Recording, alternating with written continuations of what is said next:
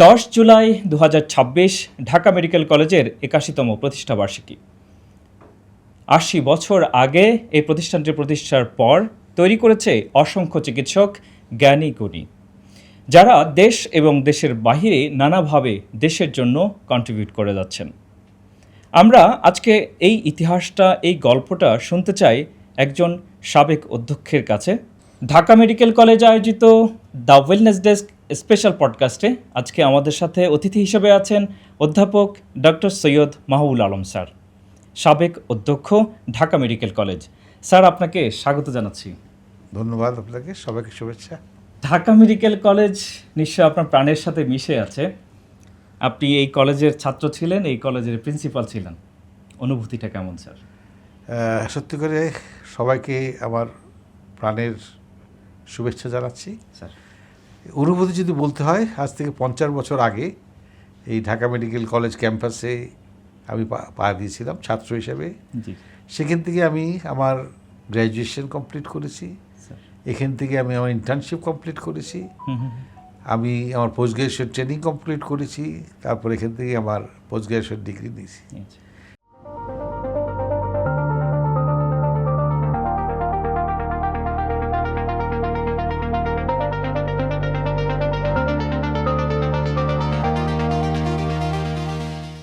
এই Dhaka medical college আমাকে অনেক কিছু দিয়েছে, অনেক কিছু দিয়েছে।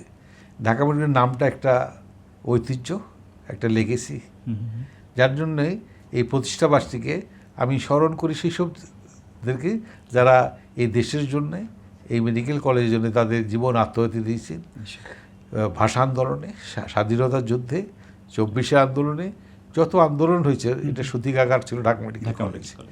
সেই ঐতিহ্যকে আমরা লালন পালন করে আজকে আমরা এই পর্যায়ে এসেছি। আজ থেকে 50 বছর আগে আমি এই চিকিৎসা ব্যবসাতে আমার নাম লিখিয়েছিলাম। আমি আসলে প্রথমে ডাক্তারি পড়তে চাই নাই, কিন্তু আমাদের তখনকার জীবনের অধ্যাপক যারা ছিলেন, আমার মায়ের মৃত্যুর শয্যায় সেই অধ্যাপকরা বাসায় যেয়ে দেখে এসেছিলেন। তাদের এই মানবিক গুণ, তাদের মানুষের প্রতি ভালোবাসা, চিকিৎসার প্রতি মমতাবোধ, এই মানবতা দেখেই আমার মা আমাকে বলে যে তুই চিকিৎসায় পড়। সেই জন্যই আমি আজকে ডাক্তারি পড়তে এসেছি। আমি জানি না, কিন্তু আমি আমার মনের থেকে খুব সন্তুষ্ট যে আমি এই ডাক্তারি পড়েছিলাম। এই একটাই ব্যবস্থা যেটা মানুষের কাছে কাছে যেতে পারে। এ কথা আছে আল্লাহর পরেই ডাক্তারের স্থান, কিন্তু সেখানে কিছু কথা আছে।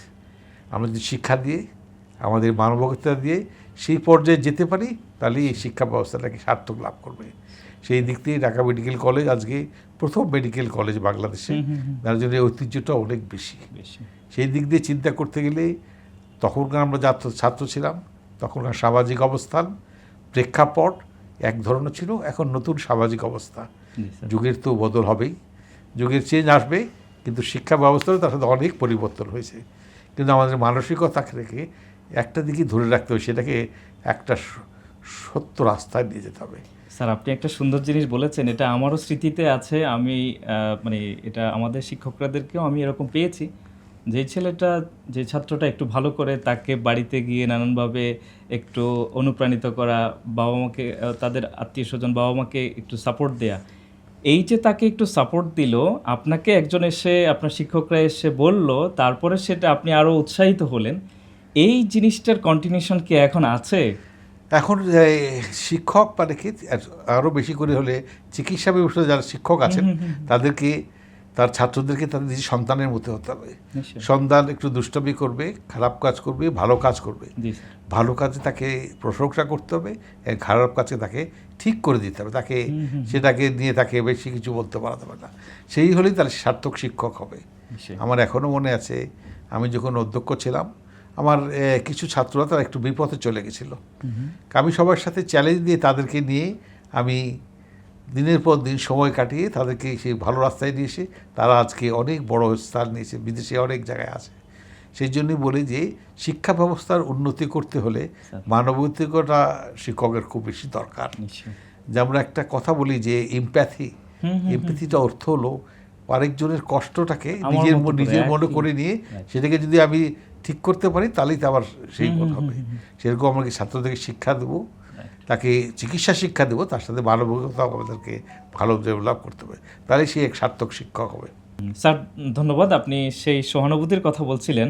সহানুভূতিশীল একজন ডক্টর তৈরি হওয়া এটা নিশ্চয়ই নির্দিষ্ট একটা মানে পোর্শন টাইমের কিছু না, তাকে অনেক গড়ে তুলতে হয়। এই জায়গাটায় আপনি কি পরামর্শ দেন, কিভাবে একজন ডক্টর গড়ে উঠতে পারে? আমি এই যে শিক্ষক হিসেবে আমি নিজেকে শিক্ষককে পিতার স্থানে দিতে চাই। পিতা যেরকম তার সন্তানদেরকে নিজেই মানুষ করেন, তাকে কিন্তু পিতারা সবসময় তার ছেলেটাকে মানবিক গুণাবলী হোক, তারপরে শিক্ষা গুণাবলী হোক। সেরকম আমি যখন একটা ছেলে প্রথমে মেডিকেল কলেজে আসে, ন্যাচারালি স্বাভাবিকভাবে ঢাকা মেডিকেল কলেজে চান্স পেয়েছে, সে শিক্ষায় মেরিটে প্রথম 200 জনের মধ্যে এসছে, তার শিক্ষার আলো গ্রহণ করা কিন্তু খুবই বেশি দরকার। সেই জন্যে বিভিন্ন স্তরের থেকে, বিভিন্ন সমাজের বিভিন্ন জায়গার থেকে আসে, এখানে শিক্ষকদের দায়িত্ব কিন্তু খুব বেশি। প্রথম থেকে তাকে যদি সেভাবে গড়ে তোলা হয়, তাকে চিকিৎসা শিক্ষার সাথে সাথে মানবিক শিক্ষাগুলোও যদি বলবো যে 1 to 1 একজনের সাথে, সে প্রতিটা স্টুডেন্টের সাথে সে সম্পর্কটা গড়ে নিয়ে যদি তৈরি করা যায়, তো সে শিক্ষাও করবে, মানবিকতাও ডেভেলপ করবে, তাহলে সেই জিনিসটা তার ভবিষ্যৎ জীবনে আর পাথেয় হয়ে থাকবে, সে এটাকে ফলো করবে। সেই জন্য আমরা বলি যে শিক্ষক মানে কি একটা রোল মডেল বা অনুকরণীয় ব্যক্তিত্ব। আমার চলাফেরা, কথাবার্তা, আমার ব্যবহার, আমার শিক্ষা দেওয়ার পদ্ধতি, সেটা কিন্তু সব কিছু তারা রোল মডেল ফলো করে নিজেকে। সেই জন্য আমাকে আগে নিজেকে কানেক্ট করে নিয়ে শিক্ষক হিসেবে বাপের মতো স্থান দিয়ে আমার ছাত্রছাত্রীদেরকে তৈরি করতে হবে। আপনার আলোচনায় হচ্ছে এখানে খুব গুরুত্বপূর্ণ পার্সন হচ্ছে শিক্ষক। এই শিক্ষকদের, আপনি তো তখন আপনি ছাত্র ছিলেন, শিক্ষক আছেন, এখন যারা শিক্ষক আছেন তাদের ক্ষেত্রে বিশেষ তাদের নিজেদের ডেভেলপমেন্টের জন্য কি করণীয় আছে? একটা কথা চিন্তা করলে আমাদের সামাজিক পরিবর্তন এসেছে। আমাদের সময় শিক্ষক যারা ছিলেন তারা একটু অথরিটি ছিল, তাদের অথরিটি সে বলে কি সমাজের অন্য কোনো দিকে তাদেরকে প্রবাহিত করতে পারতো না। এখন যে শিক্ষা ব্যবস্থায় আমাদের আসছে, আমাদের শিক্ষা ব্যবস্থা যারা শিক্ষক যারা দিচ্ছেন, তাদের সাথে যারা আছেন, তাদের কিন্তু ভাগ্য নিয়ন্ত্রণ করে অনেক কিছু। তাদেরকে এক জায়গা থেকে বদলি হতে হয়, তাদের বেতন ভাতা দিই, তাদের নিজের পারিবারিক অবস্থান ও সামাজিক অনেক প্রভাব করে। সেই প্রভাবগুলোকে যদি আমি কাটিয়ে উঠে ওদের শিক্ষক হিসেবে আমি যেখানেই থাকি, আজকে ঢাকা মেডিকেল কলেজ থাকলে, অন্য জায়গায় থাকলে, আমি শিক্ষক হিসেবেই থাকবো। সেগুলোকে মেনে নিয়ে যদি আমি আমার ছাত্রদেরকে সেভাবে শিক্ষা দান করি, তাহলে ভালো শিক্ষা হবে। এই সামাজিকতার সামাজিক প্রভাবকে আমি যদি উপেক্ষা করে করতে পারি, তাহলেই হবে। হ্যাঁ, হয়তো অনেক ক্ষেত্রে পারবো না, কিন্তু যতদূর সম্ভব তো করে আমাকে আমার টার্গেট থাকবে আমার ছাত্ররা যেন ভালো হোক। আপনি ছাত্র শিক্ষকের সম্পর্কটা নিয়ে বেশ মজার আলোচনা আশা রাখি আমরা আরও সামনে পাবো। স্যার, আপনার কোনো একটা স্মৃতি, কোনো এক ছাত্রের সাথে স্মৃতি ইন্ডিভিজুয়াল, যেটা বর্তমান যারা আছেন মেডিকেল শিক্ষার্থী তারা শুনলে তারা অনুপ্রাণিত হবেন, এরকম কোনো একটা স্টোরি একটু শেয়ার করতে পারেন? আমি বলি যে আমি এই ছাত্রদের সাথে যে সম্পর্ক, এটা অনেকে আমার জন্য ইচ্ছা করতো। আমি ছাত্রদেরকে সত্যিই আমার নিজের সন্তানের থেকে ভালোবাসতাম। আমার সমস্ত কিছু ছাত্রদের ঢেলে দিতাম। আমি বলতে গেলে যতদিন সরকারি চাকরিতে ছিলাম, শিক্ষকতা ছিলাম, আমার ঘুম ছিল 3 ঘন্টা। সারাদিন এসবের পিছনে লেগে থাকতে হতো আমাকে। আজকে আমি কালকে কী স্নাতকদের কী পড়াবো, আন্ডার গ্র্যাজুয়েটে কী পড়বো, এবং আমার প্রতিটা জিনিসকে আমি ছাত্রদের শিক্ষা এবং মানবতা দুটো দিকে চিন্তা করতাম। আমি ছাত্রদেরকে আমার ছেলে বন্ধুর মতো নিয়ে চলতাম। এমনও দিন গেছে ছাত্রদেরকে নিয়ে আমি তাদেরকে একটু পড়াশোনার ফাঁকে বাইরে নিয়ে যে একটু ঘুরে নিয়ে আসো, তাদেরকে একটু কোনো একটা জায়গায় খাওয়াই নিয়ে আসো, তাদেরকে সম্পর্কটা আরও গভীর হতো। তাহলে কিন্তু আমার যত সম্পর্কটা গভীর হবে এবং ইজি হবে, তখন তারা কিন্তু আমার কাছে সব কিছু নিতে পারবে। এর মধ্যে সর্বপ্রধান হলো আমার চারিত্রিক বৈশিষ্ট্যটাকে ঠিক রাখবো, যে জিনিসটা যেন তাদের শিক্ষাকে, তার মানবীয়তাকে যেন প্রভাবিত না করে। এই জন্য শিক্ষকের দায়িত্ব অনেক বেশি, অনেক স্যাক্রিফাইস করতে হবে, তাহলেই সেই ছাত্ররা মানুষের মতো মানুষ হবে। স্যার, কোনো একজন শিক্ষার্থী ভালো করছে, আপনি তাকে কিভাবে পুরস্কৃত করতেন? আমি যেরকম আমার একটা সিস্টেম ছিল, আবার যে ছাত্ররা যারা খুব ভালো রেজাল্ট করতো, কারণ ভালো করতো, আমি রেজাল্ট শুধু ভালো না, যাদের মধ্যে দেখতাম যে চিকিৎসক হিসেবে রোগীকে যে ভালো মতো করতে পারবে, তাকে আমি প্রতি ব্যাচে একটা করে প্রাইজের ব্যবস্থা করতাম, তাকে উৎসাহ দিতাম। তার সাথে সাথে যাইগুলো খারাপ হয়েছে কিংবা একটু শিক্ষা বিমুখ হয়ে যেত, আমি তাদের মধ্যে আরও বেশি মন দিতাম যে তাদেরকে কীভাবে টেনে নিয়ে আসা যায়। এমনও সেই যে আমার ক্লাসের মধ্যে ছাত্র আসেনি, সে কোথায়, সে বাইরের হোস্টেলে ঘুমাচ্ছে, আমি ওখান থেকে হোস্টেলে যেয়ে তাদেরকে টেনে তুলে নিয়ে এসে তাদেরকে ক্লাস করিয়েছি। আচ্ছা। তাদেরকে আস্তে আস্তে তারা মানে শিক্ষার দিকে মন দিতে পেরেছে। Right. সেটাই আমার কাছে ভালো লাগে যে আমি শিক্ষক হিসাবে আমি কিছুটা করতে পেরেছি। আমি জানি না কতটুকু করতে পেরেছি। একটা শিক্ষক বেঁচে থাকে তার ছাত্রের মধ্যে। নিশ্চয় আমি যদি ভালো করে থাকি, ছাত্র আমার সেই ভালো গুণটাকে নিয়ে ভবিষ্যতে বেঁচে থাকবে। স্যার, সেই দিকটাকেই আমাদের শিক্ষকদের দেখা উচিত। এটা খুবই ভালো, আমি আলোচনাটা খুবই ভালো লাগছে। আমি এরকম একজন শিক্ষকের সাথে কথা বলছি। স্যার, আপনার শিক্ষক যারা ছিলেন, আপনি কোনো এক স্যারকে কিভাবে স্মরণ করেন যেটা আপনার মধ্যে আপনার এই বোধটা তৈরি করে দিয়েছিল? আমার শিক্ষকদের মধ্যে বেশ কিছুজন ছিলেন, তারা বলতে গেলে লেজেন্ড ছিলেন। তারা তখনকার সময় চিকিৎসা ব্যবস্থায় অধ্যাপক হিসেবে লেজেন্ড ছিলেন।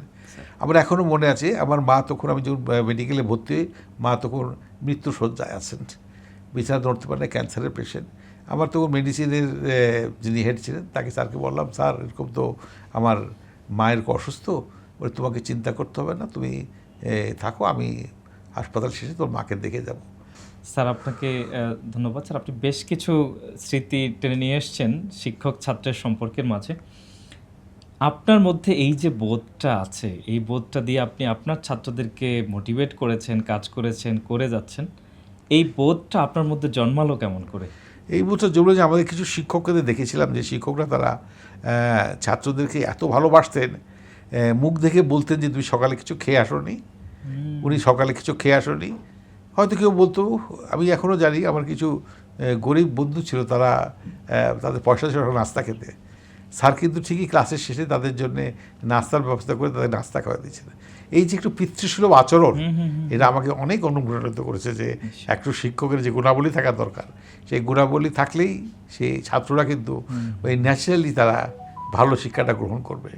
স্যার, অনেকগুলো স্মৃতির কথা বলছিলেন এবং শিক্ষক ছাত্রের সম্পর্কে নানান দিক আপনি নিয়ে আসছিলেন। আপনি যে বোধটা দিয়ে আপনার ছাত্রদেরকে এভাবে আপনি পিতার মতো করে তাদেরকে দেখছেন, এই বোধটা আপনার মধ্যে আসলো কেমন করে স্যার?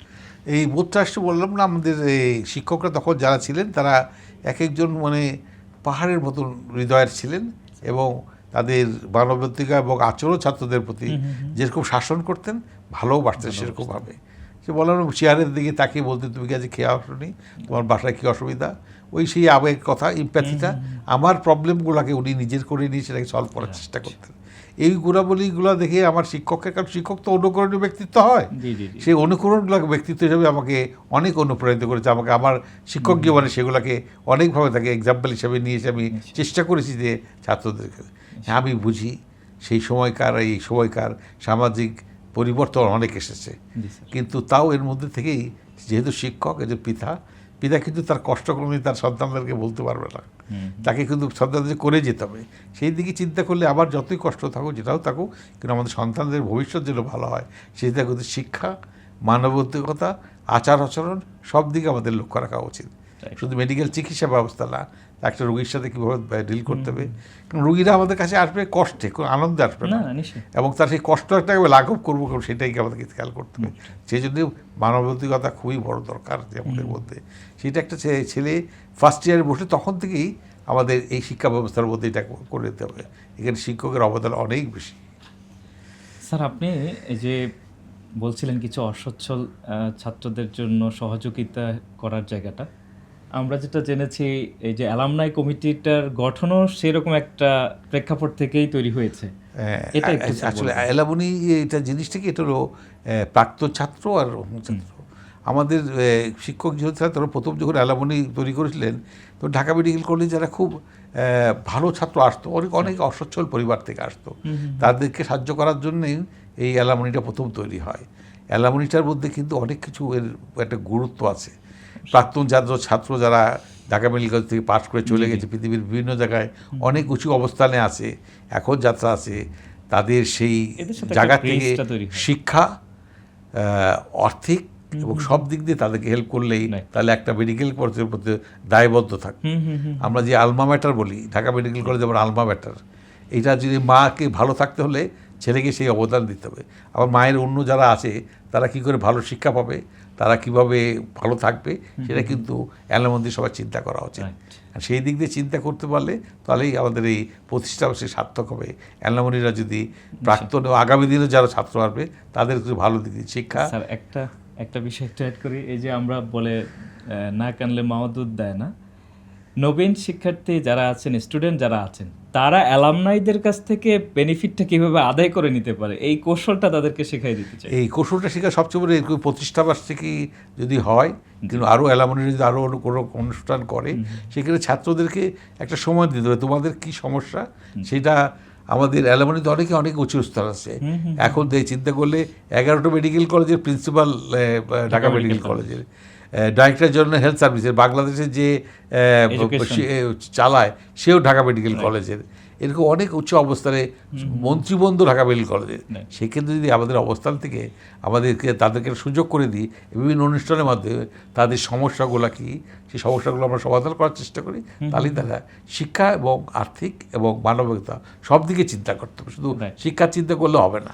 একজন খুব ভালো ছেলে হতে পারে, কিন্তু মানবিকতা যদি না থাকে তাহলে চিকিৎসা বিষয়ে তার সার্থকতা কমে যাবে। নিশ্চয়ই স্যার, আপনি এই অ্যালামনাইয়ের কথা বলছেন এবং আসলে এই মুহূর্তে ঢাকা মেডিকেল কলেজের অনেক গুরুত্বপূর্ণ অ্যালামনাই দেশের নানান গুরুত্বপূর্ণ পজিশনে আছে। আপনি যখন ছিলেন প্রিন্সিপাল হিসেবে তখনকার সমস্যাগুলো কেমন ছিল, এখনও যেহেতু দেখছেন সমস্যাগুলো কোন পর্যায়ে আছে, এবং অ্যালামনাইরা যেহেতু এখন গুরুত্বপূর্ণ পজিশনে আছে, সেই সমাধানগুলো আসলে কিভাবে কোন সমস্যাগুলো সমাধান করতে পারে? তখন সামাজিক অবস্থানে এবং টেকনোলজি অনেক পিছনে ছিল। এখন টেকনোলজি এত অ্যাডভান্স হয়েছে যে মানুষের চারিত্রিক অধঃপতন হওয়ার জন্য অনেক সুযোগ আছে। তখন সেই সুযোগগুলো ছিল না। আমার এখনও মনে আছে, আমাদের প্রথম নবীনবরণে আমার এক শিক্ষক বলেছিলেন, চরিত্র মানে সুযোগ। সুযোগ থাকলে চরিত্র খারাপ হবে, সুযোগ না থাকলে চরিত্র ভালো হবে। তো সুযোগ যেগুলো তুই বন্ধ করো, চরিত্র ভালো হবে। সেইভাবে যদি আমরা দেখি এখন যেসব টেকনোলজির সুযোগ সুবিধাগুলো আছে, যেগুলো মানুষকে খারাপ পথে নিয়ে যেতে পারে, সেদিকে যদি আমরা দেখে তাদেরকে সেভাবে যদি শিক্ষা দিই, তাহলে তাহলে ভালো জিনিসটা নেবে, খারাপ জিনিসটা নেবে না। জানি খারাপ জিনিস মানুষকে আগ্রহ বেশি দেখায়, কিন্তু সেদিক থেকে যদি তাদেরকে যদি সাথে সাথে রেখে কন্টিনিউয়াসলি শিক্ষার ব্যবস্থা করি, তাহলে সেই সুযোগগুলো তাদের কমে যাবে। তো ছেলেরা খারাপ হতে পারবে না, শিক্ষার দিকেই মন বেশি দেবে। এই মুহূর্তে নতুন একটা বাজেট পেশ হলো এবং স্বাস্থ্য খাতে মোটামুটি বেশ বড় বাজেটই আসলো। ঢাকা মেডিকেল কলেজ এবং অন্যান্য মেডিকেল কলেজগুলোর ক্ষেত্রে এই বাজেটের ক্ষেত্রে আপনার কোনো স্পেশাল সাজেশন আছে কিনা যেটা ইমপ্লিমেন্ট করা যেতে পারে? যেই বাজেটটা এবার এসছে, সেই বাজেটে আমি যে বলবো, আমরা বাংলাদেশের শিক্ষা এবং চিকিৎসা শাস্ত্রে গবেষণার দিক দিয়ে অনেক পিছিয়ে আছে। এটা একটা খুব যদি একটা বড় বাজেট এই গবেষণার দিকে দিয়ে এবং সেটাকে ট্রুলি গবেষণা হচ্ছে নাকি সেই যদি একটা ক্ষেত্র তৈরি করে দিতে পারি, তাহলে কিন্তু আমাদের দেশে অনেক উপর, পৃথিবীতে অনেক বড় জায়গায় অনেক কিছু ইনোভেশন ঢাকা মেডিকেল কলেজের ছাত্র এবং আমাদের বাংলাদেশি চিকিৎসকরা করছে। তাদের সেটাকে একটা ক্ষেত্র পাচ্ছে। আমাদেরকে শুধু গবেষণা বললে তো হবে না, সেই ক্ষেত্রটা তৈরি করতে হবে। এই যেরকম আমাদের প্রিভেন্টিভ মেডিসিনে, যেটা কি আমাদের রোগ প্রতিরোধ যে বিদ্যাটা আছে, শিক্ষাবিদ্যা, সেটাতে অনেক গবেষণার জিনিস আছে। সে যদি সেগুলোকে, এবং চিকিৎসা শাস্ত্রে অনেক নতুন জিনিস আসছে, এই গবেষণাগুলোকে যদি করে, আমি তো দেখেছি পৃথিবীর অনেক জায়গায়, যে দেখেছি সে আমি হয়তো চিনি না, সে আমাকে চিনে ফেলেছে, স্যার আপনি কিন্তু সেদিকে অনেক উচ্চ অবস্থানে করে আছে এবং গবেষণার ক্ষেত্রেও তারা অনেক কন্ট্রিবিউশন আছে। সেই জন্য এই বাজেটটা থেকে যদি আমরা গবেষণার ক্ষেত্রে এবং শিক্ষার ক্ষেত্রে যদি একটা ভালো রাখতে পারি, তাহলে কিন্তু অনেক উঁচুতে যেতে পারবে শিক্ষা ব্যবস্থা। এখানে আসলে সমস্যা কি বাজেটে ছিল নাকি হচ্ছে আগ্রহে ছিল? মানে কম হওয়ার কারণটা কি? কম হওয়ার কারণটা আমরা আগ্রহের ক্ষেত্রটাকে তৈরি করতে পারি নাই। আগ্রহ ক্ষেত্রটাকে তৈরি করতে পারি না। গবেষণা কিন্তু একটা ইনার ফিলিং লাগবে, অবশ্যই ইনার ফিলিং লাগবে। আমরা যদি সেই ইনসেন্টিভটাকে রায় তৈরি করতে পারি, তাহলে কিন্তু গবেষণায় সে কিছু কন্ট্রিবিউট করবে না। কারণ একটা ছেলে তার নিজস্ব ফিনান্সিয়াল লিমিটেশন আছে, তার সময়ের লিমিটেশন আছে, সেইগুলাকে যদি আমরা একটা স্ট্রিম লাইন করতে পারি, তাহলে কিন্তু গবেষণার ক্ষেত্রে আরও উন্নতি হতে পারবে। এটা খুব প্রয়োজন।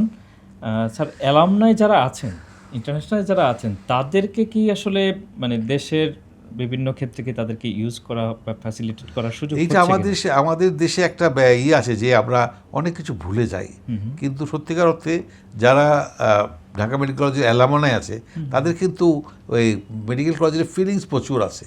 আমরা যদি যারা প্রেজেন্টলি থাকি, তারা যদি এর পরে যাবার তারা তখন যখন প্রেজেন্ট হবে, এই যদি অ্যালামনিদেরকে নিয়ে যদি কন্টিনিউয়াসলি কিছু করতে পারি, তাহলে মনে হয় তাহলে এই শিক্ষা আমাদের ঢাকা মেডিকেল কলেজের অনেক উন্নতি করতে পারবে। স্যার, আমরা যে শিক্ষাটা এখন আছি, যে শিক্ষাটা পাই, এখানে দুটো এক্সেলেন্স আছে, বা একজন ছাত্র যখন ভালো করছে, তো তার ভালো করার দুটো জায়গা আছে। একটা তো হচ্ছে স্যার, সে একাডেমিক হয়তো সে ভালো, আরেকটা হচ্ছে চিকিৎসক হিসেবে ভালো। এই দুটোর জায়গায় আসলে কম্বাইন বা একীভূত করার ওয়েটা কি হতে পারে? এইটা বলছে যে খুব ভালো একটা প্রশ্ন হয়েছে যে শিক্ষা ব্যবস্থা এবং একজন মানবিক চিকিৎসক তৈরি করার জন্য এটা কিন্তু তাকে সে যখন শিক্ষা গ্রহণ করছে তখন থেকে তো যদি মানবিক চরিত্রটাকে শিক্ষার সাথে সাথে তৈরি করা যায়, একজন খুব ভালো চিকিৎসক হতে পারে, কিন্তু মানবিক দিক দিয়ে যদি ভালো না হয় তাহলে কিন্তু সমাজে তার স্থানটা কিন্তু খুব একটা বেশি নয়। সেই জন্য যদি মানবিক চিকিৎসা হয়, তার যদি শিক্ষাও যদি খুব ভালো হয়, তাহলে কিন্তু সে সমাজকে অনেক কিছু দিতে পারবে। সেই জন্যে যখন তুই ছাত্র জীবন থেকে তৈরি হচ্ছে তো তার মানবিক দিকটা, সেই জন্য একটা রুগীর প্রতি, দেশের প্রতি, মেডিকেল চিকিৎসার প্রতি একটা যদি ভালো মনোনিবেশ করে এবং সুন্দর চারিত্রিক গঠন করতে পারে, তাহলেই সে একটা ভালো চিকিৎসা এই দুটো দিকে কম্বিনেশন করা যায়। মানে আমার সাথে প্রশ্নটা একটু ভিন্ন করতে চাই, মানে কেউ একজন একাডেমিক্যালি ভালো করলো, সে কি আসলে ভালো ডক্টর হলো, মানে অ্যাজ এক্সপার্ট? নট নেসেসারিলি একজন ভালো একাডেমিক্যালি ভালো হতে পারে, কিন্তু সে যখন তার এই একাডেমিক এক্সেলেন্সটা ডেলিভারি করতে যাবে, তো রোগীর সাথে যদি সে তার সম্পর্ক ভালো না হয়, রোগীকে শুধু যদি মানবিকভাবে না দেখে, তাহলে কিন্তু তার সেই শিক্ষার কোনো মূল্য আমি দিতে পারি না। সে ভালো চিকিৎসা হতে পারে কিন্তু সে মানবিক হবে না, তাকে তার ওই রুগীটা সে শিক্ষার কোনো আলোকই পাবে না সে। স্যার, এই মেডিকেল সেক্টরের তো সবচেয়ে বড় বিষয় হচ্ছে প্র্যাকটিক্যাল অংশটুকু। এই জায়গায় ঢাকা মেডিকেলে পর্যাপ্ত সুযোগ আছে কিনা স্টুডেন্টের জন্য, যে সে যেটা পড়ছে সেটার প্র্যাকটিক্যাল করা, এই দুটোর সুযোগটা কেমন? সুযোগটা হলো কি আমাদের তো রুগী নিয়ে সবসময় ঢাকা মেডিকেল কলেজে কন্টিনিউয়াসলি 5,000 রুগী থাকে। এটা বলতে গেলে একটা বিগ লাইব্রেরি। যদি ঢাকা মেডিকেল কলেজের এই মাথার থেকে ওই মাথা মধ্যে হেঁটে যায়, এত বিভিন্ন রকম বৈচিত্র্যময় রুগী দেখবে, এটাই তার কিন্তু অনেক শিক্ষা। সেই জন্য আমাদেরকে ছাত্রদেরকে যত হাসপাতালের মধ্যে নিয়ে এসে রুগী দেখার ব্যবস্থা করা যায়, তাদের শিক্ষার আরও বেশি এক্সপিরিয়েন্স ভালো হবে। এবং সেগুলোকে যদি আমরা ওরিয়েন্ট করতে পারি ছাত্রদেরকে স্ট্রাকচার করে, তাহলে আরও ভালো তারা শিক্ষা গ্রহণ করতে পারবে এবং একটা ভালো চিকিৎসাও হতে পারবে। এটাকেই প্র্যাকটিক্যাল ওয়েতে করা যায়। এই রুগী দেখাটাকে প্র্যাকটিক্যাল বিভিন্ন রকমের পদ্ধতি তাদেরকে দেওয়া যায়। আমাদের সময় যখন দেখতাম আমরা সকাল 9টায়, সকাল 7টাতে ক্লাস, 9টার সময় ওয়ার্ডে যেতে হবে রুগী দেখার জন্যে, তখন সকালবেলা আমাদের শিক্ষক আমাদেরকে পড়াতেন, রুগী দেখাই পড়াতেন রুগীকে নিয়ে। সন্ধ্যার সময় দেখতাম যে হোস্টেল থেকে চারিদিক থেকে সাদা ড্রেস পরে হাসপাতালের দিকে মিছিলের মতন আসছে। সন্ধ্যা থেকে 10টা বন্ধু আমাদেরকে রুগীদের সাথে রুগী দেখতে হতো, সময় নিতে হতো, হিস্ট্রি নিতে হতো, রুগীদের দেখে তাকে কী করা শিখতে হতো। এরকম যদি ব্যবস্থা আরও যদি স্ট্রাকচার করা যায়, তাহলে সেই আরও ভালো হবে। আমি জানি সামাজিক পরিবেশ অনেক দিক দিয়ে বিঘ্নিত হচ্ছে, কিন্তু এর মধ্যেও আমাদেরকে ডেভেলপ করতেই হবে। স্যার, এই যে পরিবেশের কথা যেটা বললেন, এখন তো মানে ডক্টর এবং আমাদের সেবাগ্রহীতা সেবাদাতার মধ্যে একটা কনফ্লিক্টিং জায়গায় আমরা পৌঁছে গেছি নানা কারণে। এই জায়গায় আসলে দুটো পক্ষকে আপনি কি সাজেশন করবেন, কি বলবেন? এখানে হয়ে গেছে আমাদের দেশের আর্থিক সংকটটা আছে। ঢাকা মেডিকেল কলেজে 5,000 রুগী থাকে, সেহেতু একজন ডাক্তারের তো একটা লিমিটেশন আছে কতজন রুগী দেখতে পারে। আউটডোরে এসে একজন ডাক্তার বসে তার কাছে 500 রুগী 6 ঘন্টা দেখা তো সম্ভব নয়। যে লাইনের সিরিয়ালে আছে সকাল থেকে এসে দাঁড়িয়ে আছে, এখানে যদি আমাদেরকে যদি এটা সেগ্রিগেট করে আরও ডাক্তার ওই আউটডোর কিংবা ওদেরকে দেওয়া যায়, সেক্ষেত্রে হয়তো, কিন্তু সেইটাও তো দেওয়া সম্ভব না। রুগী দেখে এত রুগী সত্যি করে ম্যানেজ করা খুব কঠিন। সেখানে কিন্তু ডিভাইড করে করতে হবে, তাছাড়া তো সম্ভব নয়। এবং রোগীরা যেহেতু তারা খুব কষ্টে আসে, তারা মানসিক দিক দিয়ে খুব বিপর্যস্ত অবস্থায় থাকে। একটু যদি তাদের মনে করে তারা অবহেলিত হচ্ছে, একেবারে দেরি হচ্ছে, তাহলে তখন উচ্ছৃঙ্খল হয়ে ওঠে। সেক্ষেত্রে ডাক্তারকে একটু শুধু করে ম্যানেজ করতে হবে, নিজেকে একটু কাউন্সিলিং করে ম্যানেজ করতে হবে। সেখানে নিজে কোনো কিছু দিয়ে করতে হবে না।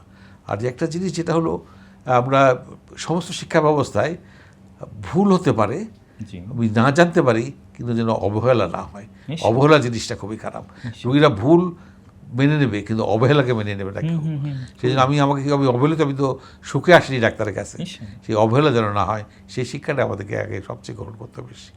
স্যার, এই মুহূর্তে আমরা যে প্রোগ্রাম উপলক্ষে আজকে বসলাম 80 বছর পেরিয়ে 81 উদযাপনের জন্য, এই 81 বছরে দাঁড়িয়ে ঢাকা মেডিকেল কলেজের জন্য আপনার কোনো বিশেষ পরামর্শ আছে? আমার পরামর্শ একটাই, যে মেডিকেল শিক্ষা ব্যবস্থাকে আরও মানবিক করার জন্যে।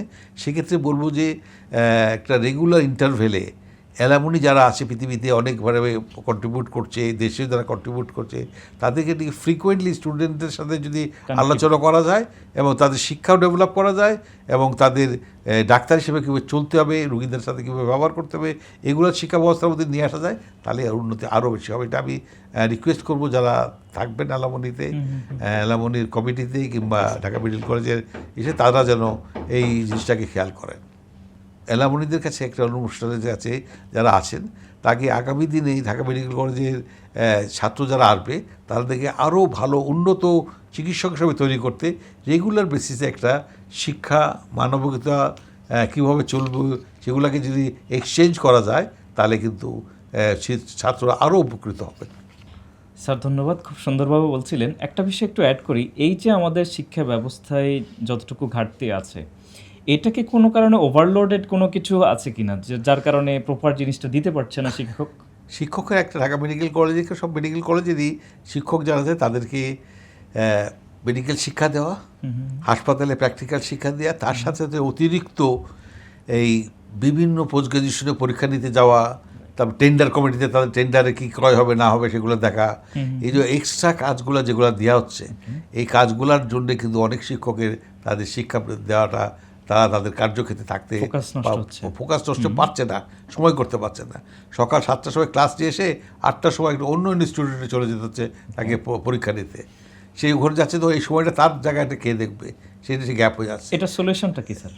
এটা সলিউশনটা যে যেখানে শিক্ষক সেখানে লিমিটেশন রাখাটাই একটা ভালো। আর এই টেন্ডার কমিটি অ্যাডমিনিস্ট্রেটিভ কাজগুলোর জন্য আলাদা কিছু করে দেওয়া ভালো।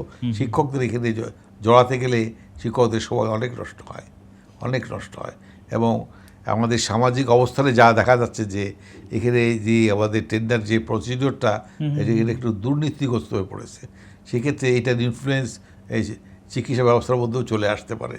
সেই জন্য এটার থেকে দূরে রাখাটাই আমার মনে হয় শ্রেয় হবে।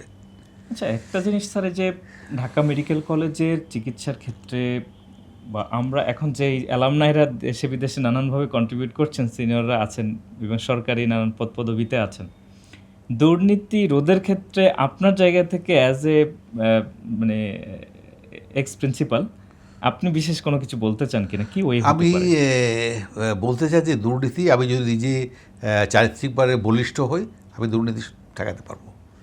আমি ভেঙে যাব কিন্তু মরে যাব না।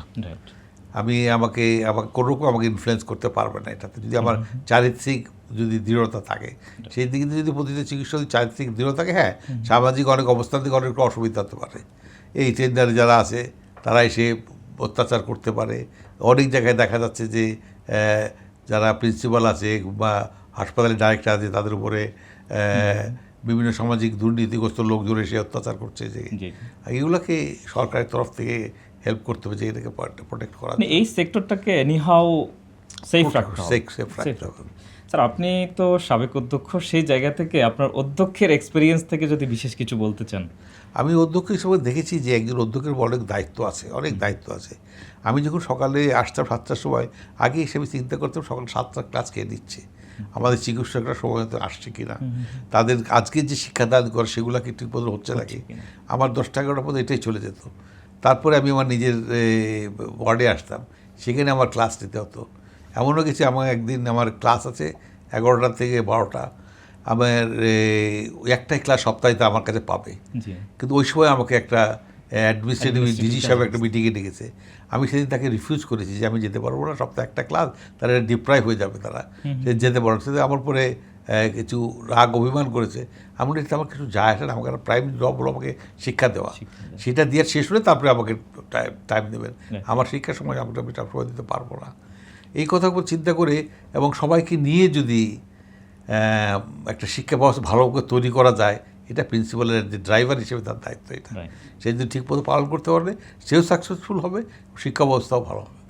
রাইট। আসলে দক্ষ চিকিৎসক তৈরির যেই কারখানা, কারিগর প্রতিষ্ঠান, এই জায়গায় প্রিন্সিপালদের কোন কোন জায়গাগুলোতে সবচেয়ে বেশি কঠোর হওয়া উচিত বলে আপনি মনে করেন? প্রিন্সিপালদের কঠোর হওয়া উচিত যে ছাত্ররা যে ঠিক মতন শিক্ষার দিকে আগ্রহ হচ্ছে নাকি, এবং শিক্ষক যারা শিক্ষা দেবে জি। তারা ঠিকমতো তাদের শিক্ষা ব্যবস্থায় ঠিকমতো পার্টিসিপেট করতে থাকে। এই ব্যাপারে কোনো কম্প্রোমাইজ করলে চলবে না, কোনো রকমের মানে নেপোটিজম করলে হবে না। এখানে থেকে তাকে শক্ত হতে হবে যে শিক্ষাটাকে যে ছাত্ররা নিচ্ছে নাকি আর শিক্ষকরা দিচ্ছে কিনা। এইটার ব্যাপারে কিন্তু খুব কঠোর করতে হবে। আর ডেলি শিডিউল যেগুলো খুব স্ট্রিক্টলি পালন করতে হবে, তাহলে ওই ব্যাকলগ হবে না, পরীক্ষা পিছাবে না, তাদের একাডেমিক প্রোগ্রামটা পিছাবে না। এটা হবে, কারণ আমাদের সামাজিক অনেক রকমের আজকে হরতাল, কালকে স্ট্রাইক হতে পারে, কিন্তু এটা যদি ডি টাইমে শেষ করা যায়, কারণ এটা একটা আমাদের সারা বছর একটা প্রোগ্রাম দেওয়া থাকে। একটা দিন হলে সে একটা দিন পিছিয়ে যাবে, সেটাকে কি কভার করতে হবে সেগুলোকে কিন্তু আমাদেরকে নিজেদের মতো করে রাখতে হবে, সেটা তাহলেই হলো প্রোগ্রামটা ঠিক হবে। স্যার, আপনি গুরুত্বপূর্ণ বিষয় বলছিলেন প্রিন্সিপালদের সাথে কানেক্ট করে। এখানে একটা গল্প দিয়ে শেষ করতে চাই আমাদের আজকের এই আড্ডা। সেটা হচ্ছে যেই গল্পটা আমাদের এই টোটাল নবীন চিকিৎসকদের জন্য একটি গাইডলাইনের মতো হইতে পারে, সেখান থেকে একটা লেসন নিতে পারে। আমি একটা যে ঘটনা, যেটা খুবই দুঃখজনক ঘটনা, আমরা জানি শহীদ মিলন মারা গেছে।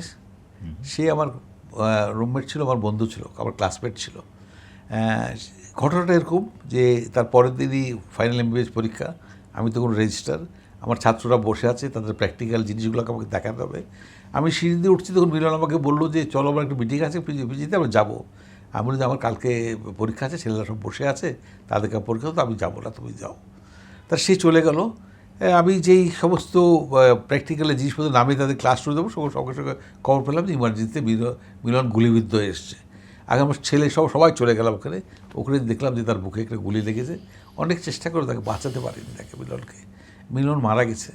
কিন্তু সে খুব সৎ ছেলে ছিল এবং খুব শিক্ষার জন্য সে একজন বায়োকেমিস্ট্রির টিচার ছিলেন, কিন্তু শিক্ষার জন্য খুব চেষ্টা করে গেছেন, কিন্তু সে কখনো দমেনি কিন্তু শিক্ষার জন্যে। সেই একটা জিনিস বলবো যে সে জীবন দিয়ে গেছে, কিন্তু তার যে শিক্ষার জন্য যে ঢাকা মেডিকেল কলেজের জন্য যে নীতিটা রেখে গেছে, শিক্ষা গ্রহণ করা, ভালো মানুষ হওয়া, সেটা যেন আগের দেবী ছাত্র সেটা রেখে দেয়, তাহলে শহীদ মিলনের আত্মা শান্তি। শহীদ মিলন স্যারকে ঢাকা মেডিকেল কলেজ ধারণ করে, মনে রেখেছে এবং এটা চলতে থাকবে। এই সাথে যদি আমরা আরও কিছু মানুষকে ঢাকা মেডিকেলের প্রাক্তনদেরকে স্মরণ করতে চাই, তারা কারা হতে পারেন স্যার?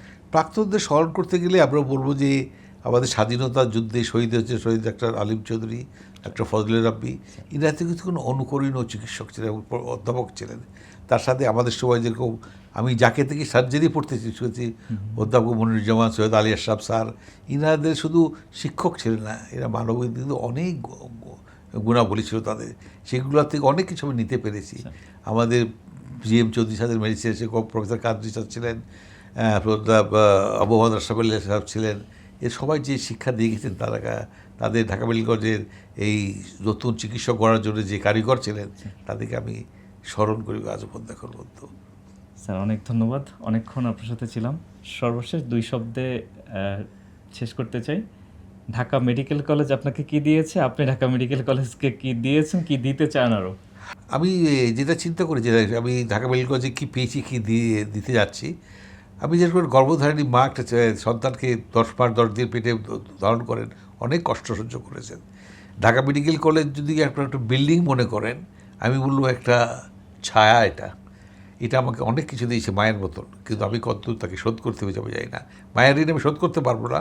যদি এখানকার কোনো ছাত্রী যদি তাদেরকে তাদের শিক্ষা কার্যক্রমে যদি কোনোরকম ভালো মানবিক চিকিৎসা তৈরি হয়, সে যদি তৈরি করতে পারি, সাহায্য করতে পারি, তাহলে বলবো যে কিছুটা হয়তো ঋণ আমি চেষ্টা করেছি সহ্য করার জন্যে। আগামী দিনে যদি আমার তরফ থেকে কোনো কিছু সাহায্য আসে, আমি করতে রাজি আছি। এবং এটা সমস্ত এলামুনিদের কাছে আমার অনুরোধ, এই ঢাকা মেডিকেল কলেজের কোনো কিছু পাওয়ার জন্য নয়, কোনো সম্মানের জন্য নয়, একটা ভালো চিকিৎসক তৈরি হয় যদি যার যেখান থেকে সম্ভব সে যদি একটু কন্ট্রিবিউট করে, আগামী দিনে ঢাকা মেডিকেল কলেজের অনেক উন্নত, এটা প্রাচ্যের অক্সফোর্ড হিসেবে তৈরি হতে পারে, যেরকম ঢাকা বিশ্ববিদ্যালয় আছে। স্যার, আমাদের আজকের এই পডকাস্টের আসলে এই আলোচনা ফিনিশিংটা আসলে এটুকুই যে এইটুকু শুনে এখান থেকে কেউ একজন ইন্সপায়ার হয়ে ঢাকা মেডিকেলের জন্য, এই দেশের জন্য কন্ট্রিবিউট আরও বেশি করবেন, এটুকুই মূলত আমাদের আজকের প্রোগ্রামের চাওয়াটুকু। অনেক সুন্দর করে অনেকক্ষণ সময় দিয়েছেন, ধন্যবাদ। এবং আপনার যে জায়গাটা আপনি আসলে ছোট করে বলছেন আপনি কি কন্ট্রিবিউশন করেছেন, আমার কাছে মনে হয় ঢাকা মেডিকেল কলেজের আমি যতটুকু শুনেছি জেনেছি, আপনাকে মানুষ স্মরণ করে, এই স্টুডেন্টরা স্মরণ করে, শিক্ষকরা স্মরণ করে, আজকে সকালেও ফখরুজ্জামান স্যার এসে স্মরণ করে গেলেন। তো আশা করব যে শিক্ষার্থীদের হৃদয়ে আপনি আছেন, সেইটুকু আরও যতটুকু সম্ভব আপনি সেইটুকু এই মেডিকেল কলেজের জন্য দিবেন ইনশাআল্লাহ। আমরা অনেকক্ষণ যাবৎ প্রফেসর ডক্টর সৈয়দ মাহবুবুল আলম স্যারের কাছ থেকে শুনছিলাম এই ঢাকা মেডিকেল কলেজের অনেক স্মৃতিকথা, অনেক অভিজ্ঞতা, এবং সেখান থেকে বেশ কিছু পরামর্শ আমরা পেয়েছি নবীন চিকিৎসকের জন্য, কিছু পেয়েছি অ্যালামনাইদের জন্য, কে কীভাবে আসলে কন্ট্রিবিউট করতে পারে এবং সহানুভূতিশীল একজন ডক্টর কীভাবে তৈরি হতে পারে। অনেকগুলো বিষয় এসছে। আমরা আশা করি অ্যালামনাইরা এখান থেকে কোনো না কোনো লেসন নেবেন এবং নিজেদেরকে দেশের জন্য, দশের জন্য প্রস্তুত করবেন। ঢাকা মেডিকেল কলেজ আয়োজিত the wellness desk 81st DMC ডের স্পেশাল পডকাস্টে আজ এ পর্যন্ত। সবাই ভালো থাকুন।